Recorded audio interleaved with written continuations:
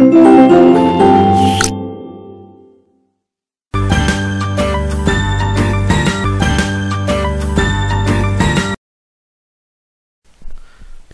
Good morning, सुप्रभात सभी प्यारे बच्चों। मैं विशाल शर्मा आप सभी का स्वागत करता हूं आपकी एसटी सोशल साइंस क्लास में।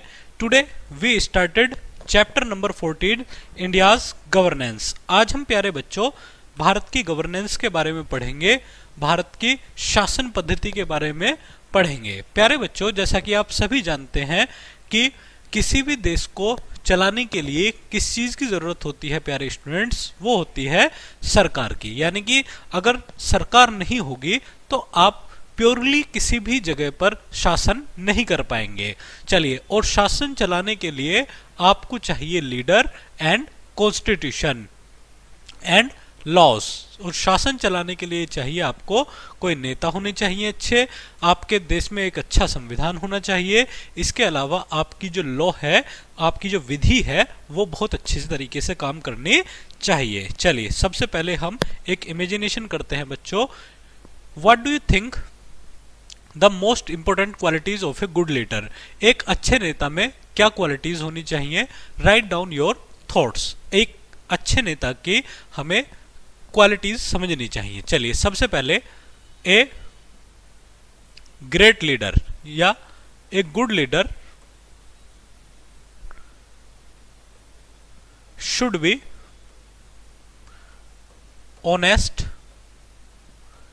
And dedicated. एक अच्छा नेता बच्चों ईमानदार होना चाहिए और समर्पित होना चाहिए। Dedicated for the country services. अपने देश के लिए सेवाएं देने के लिए वो डेडिकेटेड होना चाहिए। A good leader have a good communication skill. एक अच्छे नेता में बच्चों कम्युनिकेशन करने की स्किल होनी चाहिए, ताकि वो ऑफिसर्स के साथ, आम जनता के साथ अपना जो तालमेल है, अपनी जो बातचीत है, उसको बहुत बेहतर तरीके से कर सके। आगे चलते हैं। A good leader have learning habits. एक अच्छे नेता को पढ़ने की आदत होनी चाहिए, हमेशा उसको नई नई चीजें समझनी चाहिए। एंड गुड लीडरशिप, और उनके अंदर एक अच्छी नेतृत्व की क्षमता होनी चाहिए। चलिए बच्चों, ये मेरे थॉट्स हैं, आप इसके अलावा अपने भी कुछ थॉट्स यहाँ पर लिख सकते हैं। चलिए बच्चों, टॉपिक शुरू करते हैं आज का। मैं इसको रफ कर रहा हूं। India is a democratic country. सबसे पहले हम डेमोक्रेटिक को समझते हैं कि आखिर डेमोक्रेसी है क्या। प्यारे बच्चों, डेमोक्रेसी जहां जनता का और जनता के लिए और जनता के द्वारा शासन चलाया जाता है, जनरली उसे ही क्या कहा जाता है बच्चों? डेमोक्रेसी कहा जाता है। Democratic country which mean the people have the power to choose their leaders through elections. और जहां पर क्या करते हैं वो बच्चों, पीपल्स क्या करते हो, अपने लीडर को चुनते हो, और उसके द्वारा क्या होता हो बच्चों? इलेक्शंस होते हो। इलेक्शंस में वो चुनते हो, और वो जो नेता हैं, वो जो लीडर हैं, वो हमारे देश के लिए क्या बनाए? पॉलिसीज बनाए, नीतियां बनाए। The constitution of India is the supreme law of land and it is outline the fundamental principle of the govern that our nation. यहां आप देख रहे हैं कॉन्स्टिट्यूशन ऑफ इंडिया, भारत का संविधान आपके सामने दिखाई पड़ रहा है। ये बच्चों मदर लॉ है और ये सबसे सुप्रीम लॉ है। इससे बड़ा कानून कोई भी हमारे देश में नहीं है। और इसी के थ्रू क्या किया जाता है बच्चों? नागरिकों को और नागरिकों के साथ साथ गैर नागरिकों को भी राइट्स, उनकी ड्यूटीज के बारे में बताया जाता है। गवर्नमेंट किस प्रकार चलाई जाएगी, जुडिशरी क्या काम करेगी, ये सभी चीजें किसमें लिखी हुई हैं बच्चों? आपका भारत के संविधान या कॉन्स्टिट्यूशन ऑफ इंडिया में लिखी हुई है। चलिए, आवर कॉन्स्टिट्यूशन, बेसिक बात हम कॉन्स्टिट्यूशन की समझेंगे। आप सभी 26 जनवरी के बारे में अच्छे से परिचित होंगे। The constitution of India came into effect on 26 जनवरी 1950। भारत का संविधान 26 जनवरी 1950 को लागू हुआ। It is the longest written constitution in the world. दुनिया का सबसे बड़ा लिखा हुआ संविधान है, लिखित संविधान है। And serve as the framework for our government, और ये हमारी गवर्नमेंट को क्या करता है बच्चों, सर्व करता है, यानी कि बताता है कि आपको किस तरीके से काम करना है। चलिए, तो अब हम पढ़ेंगे क्या, सेकुलरिज्म। सेकुलरिज्म आप सभी जानते हैं कि भारत में डिफरेंट डिफरेंट रिलीजियंस के धर्मों को मानने वाले पीपल्स हैं। फॉर एग्जाम्पल, यहाँ हिंदू कम्युनिटी के लोग भी हैं, मुस्लिम कम्युनिटी के लोग भी हैं, सिख भी हैं, ईसाई भी हैं, जैन धर्म को मानने वाले भी हैं, बौद्ध धर्म को मानने वाले भी हैं। तो ये सभी डिफरेंट डिफरेंट रिलीजन से बिलोंग करते हैं बच्चों। इसलिए सरकार की जो ड्यूटी है वो इन सभी को क्या माने, इक्विवेलेंट मान करके काम करे। गवर्नमेंट अपनी जो पॉलिसीज बनाए वो सभी धर्मों को इक्वल मान करके अपनी पॉलिसीज बनाए। इसी को हम कहते हैं क्या बच्चों, सेकुलरिज्म। चलिए, धर्मनिरपेक्षता इसको हिंदी में कहा जाता है। India is a secular country. Secular country का मीन ये होता है बच्चों, जहां सरकार का अपना कोई धर्म नहीं होता है, या वो किसी पर्टिकुलर धर्म के लिए कोई भी शासन नहीं चलाती है या कोई भी पॉलिसीज नहीं बनाती है।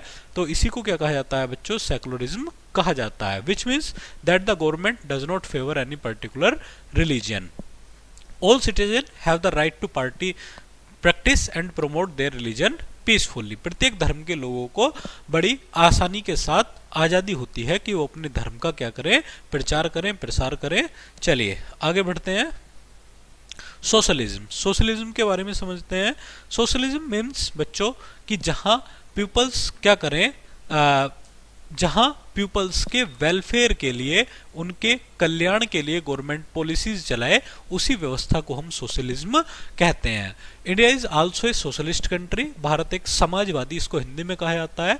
Which means that the government aims to reduce inequality and promote social and economical justice for all citizens. यानी कि गवर्नमेंट का जो ऑब्जेक्ट है वो अनइक्वलिटी को, असमानता को खत्म करके क्या करना है, आम जनता को इकोनॉमिक जस्टिस सभी नागरिकों को प्रोवाइड करना है। यहाँ आप देख रहे हैं people from different economic backgrounds working together. साथ साथ यहाँ पर लोग मिलकर के काम कर रहे हैं। चलिए आगे बढ़ते हैं। Did you know the constitution of India was hand written in both English and Hindi. जो भारत का संविधान है बच्चों, हिंदी और इंग्लिश दोनों में लिखा हुआ है। प्रेम बिहारी नारायण रायजादा एक व्यक्ति थे जिन्होंने इसको बाय हैंड लिखा था बच्चों। चलिए आगे बढ़ते हैं। फंडामेंटल राइट्स आप सभी जानते हैं, यानी कि आपको बोलने का अधिकार, आपको कहीं भी जाने का अधिकार, घूमने का अधिकार, मन चाहे पूजा पद्धति करने का अधिकार, ये सभी क्या है बच्चों, हमारे फंडामेंटल राइट्स हैं। The constitution guarantees certain fundamental rights to all citizens of India. भारत के सभी नागरिकों को फंडामेंटल राइट्स ही प्रोवाइड करते हैं। These include the right to equality, जिनमें आपका राइट टू इक्वलिटी होगा, फ्रीडम ऑफ स्पीच होगा, बोलने का अधिकार and expression, freedom of religion, धार्मिक स्वतंत्रता का अधिकार, और राइट टू लाइफ, जीवन जीने का अधिकार, और डिग्निटी के साथ जीवन जीने का अधिकार, ये आपका पर्सनल लिबर्टी में काउंट किया जाएगा। चलिए बच्चों, यहाँ आप देख रहे हैं people protest peacefully exercising there fundamental right. आम जो लोग हैं वो क्या कर रहे हैं, अपने फंडामेंटल राइट्स को सिक्योर करने के लिए डिमांड लगातार कर रहे हैं। चलिए आगे बढ़ते हैं। फंडामेंटल ड्यूटीज, यानी कि जिनको कहा जाता है मौलिक कर्तव्य। यहाँ आप देख रहे हैं children planting trees fulfil there fundamental duty. आखिर फंडामेंटल ड्यूटी क्या है? जैसे बच्चों आप स्कूल जाते हैं और स्कूल जाने के बाद आपका राइट है क्या करने का बच्चों, आपका जो राइट है कि आप स्कूल जाएं, फीस सबमिट करें और स्कूल की जो सर्विसेज हैं उनका यूज करें। आपको टीचर पढ़ाने आएंगे, ये आपका राइट है। आपका क्लास में बैठने का राइट होगा, आपका स्कूल में खेलने का राइट होगा। तो ये सभी आपके डिफरेंट डिफरेंट राइट्स हैं। तो इसके अलावा अगर हम बात करें तो फंडामेंटल ड्यूटीज क्या हैं आपकी? फंडामेंटल ड्यूटीज अब आप स्कूल जा रहे हैं तो आपकी ड्यूटी होगी कि आप अपने स्कूल को साफ स्वच्छ रखें, क्लीन एंड टाइड रखें। इसी तरह हमारी भी अपने देश के लिए कुछ ड्यूटीज होती हैं, उन्हें हम समझते हैं। Along with rights the constitution also outlines the fundamental duties of every citizen. प्रत्येक नागरिक को क्या करता है, कॉन्स्टिट्यूशन ड्यूटी प्रोवाइड करता है। These including respecting the national flag and anthem। ये हमें क्या प्रोवाइड करता है, नेशनल फ्लैग और एंथम का हम सम्मान करें। प्रिजर्विंग अवर हेरिटेज, जो हमारी हेरिटेज है उनका सम्मान करें।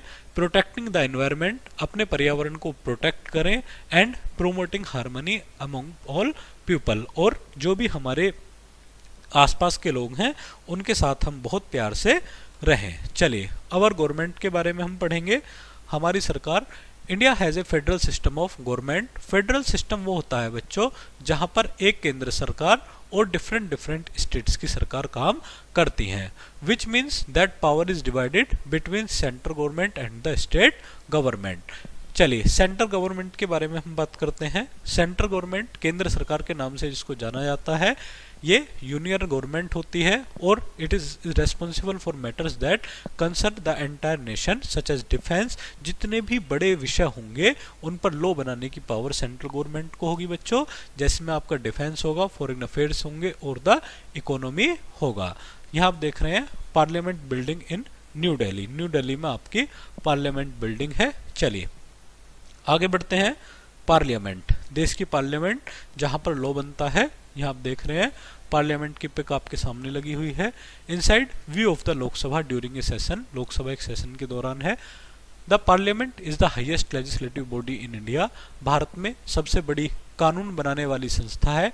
It is consist of the president and 2 houses, जिसमें आपका भारत के राष्ट्रपति और 2 हाउसेज लोकसभा और राज्यसभा शामिल होते हैं। चलिए आगे बढ़ते हैं बच्चों। इलेक्शंस, इलेक्शंस के बारे में हम पढ़ेंगे। चुनाव जनरली जिनको कहा जाता है, member of the Lok Sabha are directively elected by the people through a process called universal adult franchise. यानी कि इनको क्या कहा जाता है, यूनिवर्सल अडल्ट फ्रेंचाइज के नाम से इनको जाना जाता है। This means that every citizen जिसकी उम्र 18 साल से ऊपर हो चुकी है बच्चों, वो उसको राइट टू वोटिंग होगा। आगे बढ़ते हैं बच्चों। प्रेसिडेंट, प्रेसिडेंट कौन होंगे, भारत के ऑनरेबल राष्ट्रपति साहब। यहाँ आप देख रहे हैं ये president of India addressing the nation, Shrimati Draupadi Murmu लोगों को एड्रेस कर रही हैं। The president is the head of state, जो सरकार का क्या होगा, राष्ट्र का मुखिया होगा। And electoral college consisting of members of both houses of parliament and the state legislator, यानी कि जिसका चुनाव पार्लियामेंट के दोनों हाउस और स्टेट लेजिस्लेटर मिलकर के करते हैं। चलिए आगे बढ़ते हैं बच्चों।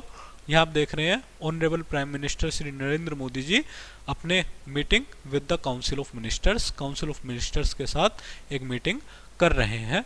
The prime minister is the head of government is appointed by the president, जो प्रेसिडेंट के द्वारा अपॉइंट किए जाते हैं माननीय प्रधानमंत्री जी। The prime minister leads the council of ministers, ये लीड्स करते हैं काउंसिल ऑफ मिनिस्टर को, which is responsible for running the government and making policies, जो आपका गवर्नमेंट बनाते हैं और पॉलिसीज जिनके थ्रू चलती हैं। आगे बढ़ते हैं बच्चों। डिड यू नो, क्या आप जानते हैं, parliament of India is one of the largest legislature of the world. दुनिया की सबसे बड़ी लेजिस्लेचर के नाम में इसको जाना जाता है, जिसमें लगभग 543 members and the Lok Sabha 245 members in Rajya Sabha में 245 मेंबर होंगे। चलिए आगे बढ़ते हैं बच्चों। अब थोड़ा सा स्टेट गवर्नमेंट के बारे में पढ़ते हैं।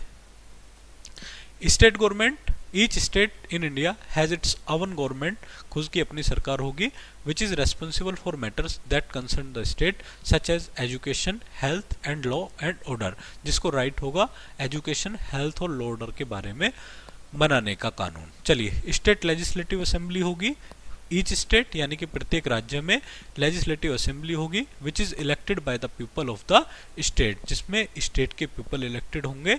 The assembly makes laws for the state and holds the state government accountable, जिसमें आपका जो असेंबली है मेक्स लॉज यानी कि लॉज बनाते हैं फॉर द स्टेट, स्टेट्स के लिए, और गवर्नमेंट आपको अकाउंटेबल होगी, जिम्मेदार होगी। चलिए, गवर्नर भी इसी का एक पार्ट होगा। The governor is the head of the state and is appointed by the president, और अपॉइंटेड करते हैं इनको कौन? President. The governor acts on the advice of the CM and the council of minister. जो आपको advice, किसकी advice पर काम करते हैं? सीएम और काउंसिल ऑफ मिनिस्टर्स की एडवाइस पे काम करते हैं। चलिए आगे बढ़ते हैं बच्चों। Chief minister and council of minister. Chief minister और काउंसिल ऑफ मिनिस्टर के बारे में बात करते हैं। सीएम, हर एक स्टेट का अपना एक अलग सीएम होगा बच्चों।